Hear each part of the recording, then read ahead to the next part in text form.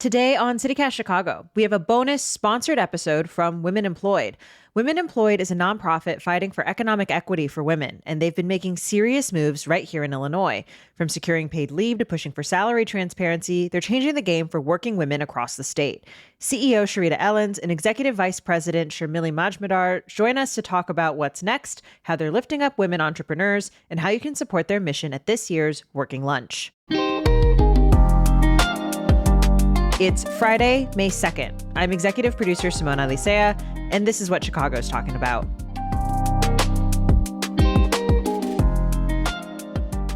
I'm executive producer Simona Alicea, and I'm here with Women Employed CEO Sharita Ellens and Executive Vice President of Policy Programs and Research, Sharmili Majmudar. Sharmili, welcome to CityCast Chicago. Thank you so much. And Sharita, welcome to you as well. Thank you. Thank you for having us. Yeah, so I want to start with the big picture. Sharita, can you share a little bit about the mission behind Women Employed and why this work is so important, especially, more than 50 years after your founding? Yeah, so Women Employed was founded in 1973 by a small group of, feisty Chicago women that decided to stand up to injustice in the workplace. And that grew to be a major force from helping to make sexual harassment illegal as we know it today, to pressing companies to employ women in professional roles, and the federal government to enforce equal opportunity laws. Our mission actually really remains linked to our roots. And our mission right now is to improve the economic status of women and remove barriers to economic equity. And we do that by pursuing equity for all women in the workforce by affecting policy change, expanding access to educational opportunities, and advocating for fair workplaces so that all women, families, and communities can thrive. And in January, we launched a new campaign called For the Common Good, where we break down important issues that impact working women and their families, including the roles and the work of key federal agencies, departments, and programs, and actions that everyone as an individual can take to make an impact. So we just know right now we're painfully aware of how important it is to shore up our rights here at home in Illinois. And while this current administration is working tirelessly to erase all of our progress and protections that we've gained over the last 50 to 60 years, we just know that our work is more critical than it has ever been. Yeah, absolutely. I think it's important, Women Employed, you guys have been a part of some big wins lately. Paid time off, salary transparency, ending the sub-minimum wage, both in Chicago and in Illinois. What's one change that you're most proud of and why? I think the beauty of the policy work that Women Employed does is that while it may take years for us to get to the finish line, when we get there, we are able to immediately impact hundreds of thousands, sometimes millions of people all at once. So, thinking about the things that you just mentioned that are more recent wins, paid time off, paid sick leave, it is hard to believe that there are and have been, previous to those policies being passed, so many people who've literally had to make a choice between taking care of themselves or a family member or a sick child and going to work sick sometimes. We all get sick. And we need time off from work to get better. And so Women Employed has been fighting for paid sick time specifically, and we won it in Chicago and then had continued to work on it to have it statewide. And we were able to win it statewide. And that means that there literally are millions of working people who can now take time off when they're sick, who couldn't do so before. The state law actually goes beyond paid sick time. It actually is paid time off. So it can be used for any reason. And we know that people have to do everything from, yes, going to the doctor, making sure that they're getting better, but they also need to do stuff like go to a parent teacher conference. And this has a particular impact for women, right? Because 1 in 5 adults in Illinois are caregivers, and the vast majority of those are women. And they need paid time off in order to do the caregiving that is so critical for the health and well-being of our families and communities. And one other piece that I think is a signature of Women Employed is that we don't just stop with passing the law, we move forward with the public education campaigns. So with paid time off, we have paid leave il.org, we have paidleavechicago.org, and that way people have ready access to information about what their rights are. As you noted, we also had a really recent win around salary transparency, and that's been part of our fight for equal pay from our very inception. We've made really incredible progress there. We've been instrumental in leading the charge, helping to pass landmark legislation like the Illinois Equal Pay Act of 2003, the federal Lilly Ledbetter Fair Pay Act of 2009, Illinois' salary history ban, which went into effect in 2019, which bars employers from asking candidates what their previous salary is, because their previous salary is not relevant to the job that they are negotiating for right now. And then the most recent win being the salary transparency law, which went into effect January 1st and requires that employers with 15 or more employees include a pay range and a general description of benefits and other compensation in job postings. We still have a gender wage gap, and it has been really, really stubborn. And that gender wage gap is then compounded by race. So we really need to continue to make progress in this area. And there are a lot of different things that are issues in the pay gap. We talk about equal pay for equal work, but it really goes beyond that to kind of how our society values women's labor. And as long as society values women's labor less, there will be a gender wage gap. It's a result of systemic bias and structures that are really designed to hold women and women of color back. Yeah, I was just going to say some of the issues that Women Employed has been working on, we've covered on our show following the progress of legislation. Particularly, I'm thinking about the subminimum wage, which refers to how employers are able to pay tipped workers less than the standard minimum wage. The idea would be that those employees would make it up in tips. But now Chicago is on track to phase that out over the next several years. But it's funny because when I think of that issue, it doesn't immediately occur to me as being a gendered issue, really. Yeah. You brought up the value of women's work. How does that fit together with this push to end the subminimum wage? There's something called occupational segregation, which is the idea that women are predominant in low paid occupations and there's male dominance in higher paid occupations. And that's like low paid occupations like retail, like food service, like caregiving, domestic work, all of those kinds of things. And one of those occupations is, as I said, food service. And that's like working in restaurants, particularly those fast casual family restaurants. We're not talking about white tablecloth here. We're talking about the majority of restaurants that people go to all over the country, right? One part of what drives occupational segregation is clearly the legacy of sexism and in racism, and the thought that there are just certain roles that women are meant to do. Women are meant to be teachers. Women are meant to be caregivers. And because of that, traditionally, women have been shepherded into these particular roles. And not only that, when you have something as vast, such as healthcare, which typically women are, shepherded into healthcare, but we are also kind of isolated into the roles that pay least. And so when we think about that in the past, the answer has been, well, let's just get more women into STEM. Let's get more women into, these roles that are typically dominated by men. And I do think that is one solution. However, being a teacher is a noble profession.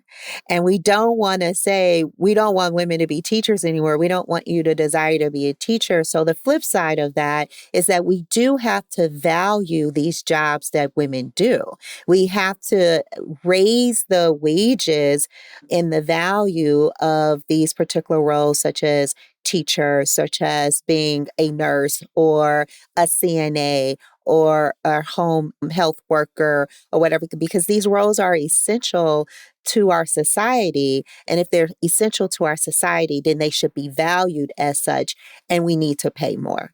Exactly. And as you noted, Black and brown women are overwhelmingly the workers who are receiving the subminimum tipped wage. And so they are the ones who are most impacted by the continued existence of this unjust compensation system.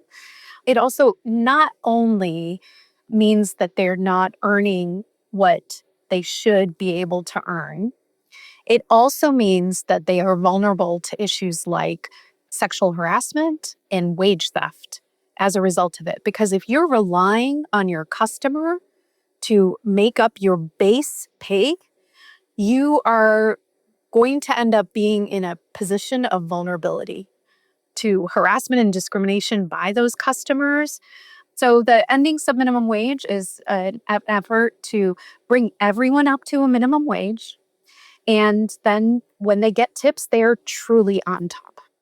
Those are some of the big policy fights that Women Employed has been on the front lines of. But I also want to talk about the Women Employed Hub. It's a tool for women entrepreneurs. Sharita, can you tell us a little bit about how it works and who it's for? Yeah, so that's our Women Entrepreneurship Hub. We call it WeHub, which can be found at wehub.org.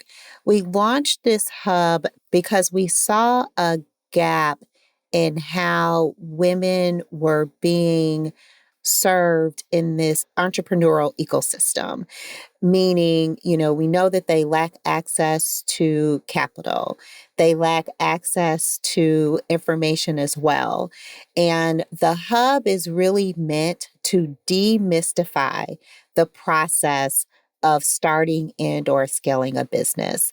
It is not meant to replace any of the great services that already exist. In fact, what it does is curate all of the resources that are available throughout the state of Illinois in one central location.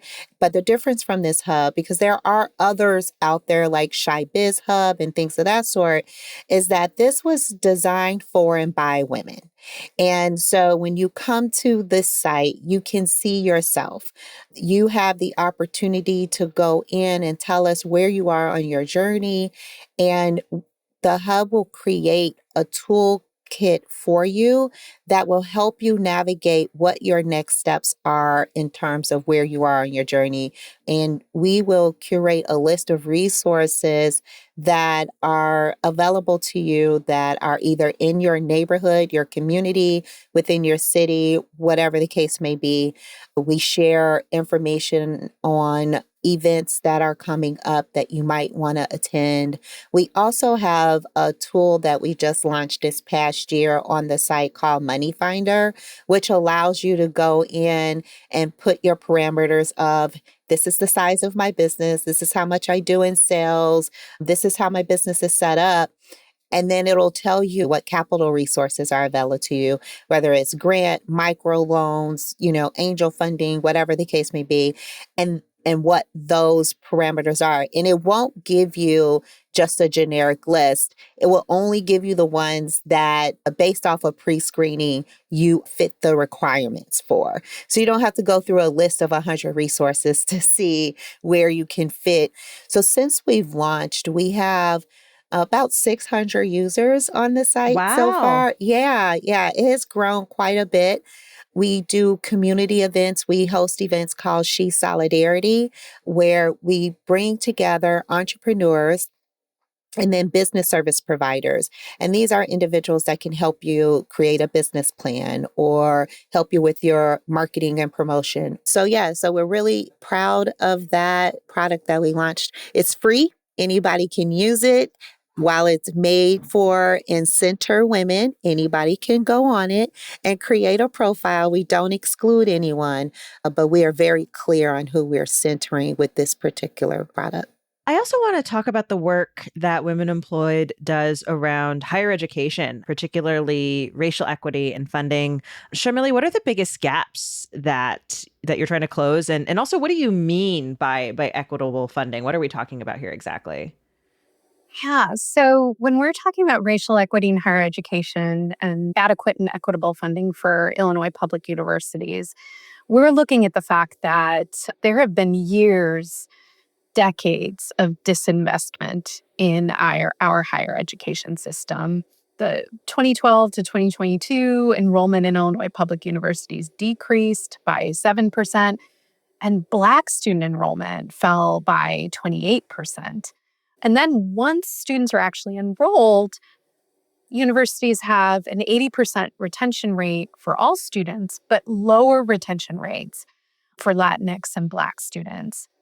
We also have gaps when it comes to post-secondary attainment statewide. So one of the things that we need to look at is how are the resources from the state being allocated towards our public universities and colleges? And how does that match up with the needs of the student profile at those institutions? And then add to that we have this like disinvestment over the last 20 years. So less than 20 years ago, actually, the state was funding about 75% of the cost of college. Just 15 years later, that cost burden has nearly completely flipped in the opposite direction. Our investment as an organization has been in through the understanding that a post-secondary degree is a key pathway to economic security. Attaining a bachelor's degree in Illinois can double an individual's income and it can lead to financial security. And so to address this inequitable situation, we helped to create and serve on the Commission for Equitable Public University Funding. And then the commission was designed to kind of come up with a solution. What does a solution look like? And what the commission came up with was looking at what a university needs to support its students to be successful. Really straightforward, really simple. It's really important for us to then translate that into a formula, right? And so there's the need, and then there's what's actually being provided. And in between is the gap. And that's what we call the adequacy gap. And so with our partners, we wrote a bill. It's Senate Bill 13, House Bill 1581. And that actually takes the next step towards addressing that gap, focused on ensuring that institutions have the funding that they need to serve the students that they have. So we're actively working on that. We also have a couple of other things around racial equity in higher education. One of them is focused actually on community colleges. So we have the Aspire project, which is working across the state to improve remedial education. It really improves student outcomes. In that way, it's very aligned because we see these gaps between how students of color, particularly Black and Latinx students, are doing in our institutions of higher education versus the rest of the student population. And so the work that we're doing with community colleges is really to accelerate more students towards a credential or a degree. Last thing I want to ask about, y'all have a signature fundraiser. It's the Working Lunch. It's coming up very soon. Sharita, what can folks expect from this year's event, and how does it tie back to your larger mission? So, yes, we're very excited. The Working Lunch is approaching very fast. It will be on May 22nd at the Hilton Chicago. Networking is 11 to noon. A program is noon to 1:30. We try to keep it pretty tight so that people can attend. Like a literal working lunch. It's Yeah. literally a working lunch, and we hold very tight to the time frame. We generally expect about 600 to 800 people, depending on the year. The numbers have fluctuated. And the attendees are our partners that are activists, community partners, leaders in philanthropy, business, media, and legislation or politics, all coming to support the drive to increase economic mobility for women and remove barriers to economic equity. This year, our theme is centering women's voices, very appropriate for this time where our voices are really trying to be silenced. We are honoring some very key people. Gail Eisenberg, who is a dynamic employment lawyer that has worked with us over the years. Chicago Women in Trade, who are focused on increasing women in trade occupations that are traditionally dominated by men. And they happen to have a lawsuit against the administration right now because they were one of the organizations who federal funding was cut because of who they serve.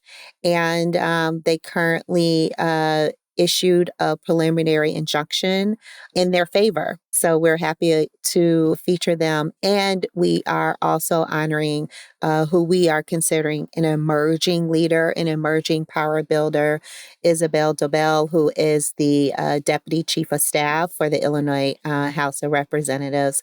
So you can learn more about this very lively, very highly anticipated event at womenemployed.org/TWL. You can buy tickets and you can buy tables, and we will be happy to see everyone come out. This luncheon, not only is it a signature fundraising event for us, but it does help us raise those very, very needed unrestricted funds that allow us to do all the work that we talked about today. And those funds are critical for us to continue to move our mission forward without restriction. Speaking of all that work, for anyone who's listening who wants to get involved or support the cause, where's a good place to start? 100%. Womenemployed.org. We have email lists. We are all over the socials. Yes. At Women Employed, Facebook, Instagram, LinkedIn, Blue Sky, and Threads. You can also find us at the Working Lunch. We hope to see you there. But you can also make a donation to support our work 365 days a year. You don't have to just wait for the luncheon. Absolutely. Sharita Ellens is CEO of Women Employed. Sharita, thanks so much for joining us today. Thank you so much for having us. And Sharmili Majmudar is Executive Vice President of Policy Programs and Research. Thank you as well. It was my pleasure. Thanks so much.